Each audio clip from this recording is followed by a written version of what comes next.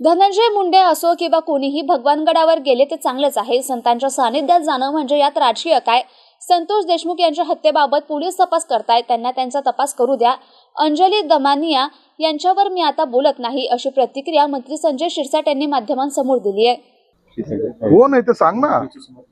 कधी वर्षावर नजर ठेवायची सवय, यांना लोकांच्या घरामध्ये वाकून पाहायची जी सवय लागलेली फटीतून, तर यांनी बंद केली पाहिजे. आता सर्वसामान्यांसाठी ते दालनं उघडी आहेत, सर्वसामान्य जनतेसाठी, आणि तिथे आले तर त्यांचं आम्ही स्वागत करायला बसलेलो आहोत. आम्हाला घरात बसून राजकारण करायचं नाही, आम्ही मंत्रालयात बसून लोकांचे प्रश्न सोडवणार आहोत. बरं, नामदेव शास्त्री जे आहेत आज धनंजय मुंडेंना भेटले.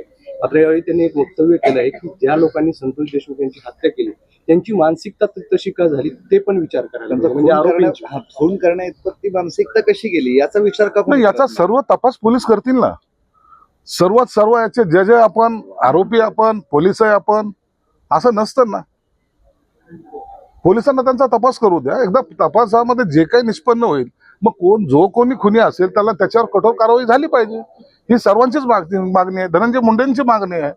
त्यांचं म्हणणं आहे की जो खुनी असेल त्याला फाशी दिली पाहिजे. म्हणून आता पोलिसांना त्यांचा तपास करू द्या. तपासाच्या आड या आता मी दरवेळेला सांगतो की राजकीय पुढाऱ्यांनी त्यांचं वक्तव्य देणं कमी केलं पाहिजे. पोलिसांच्या कामामध्ये त्याच्यामुळं आडकाठी येते, त्यांचा तपासाची दिशा भरकटू शकते.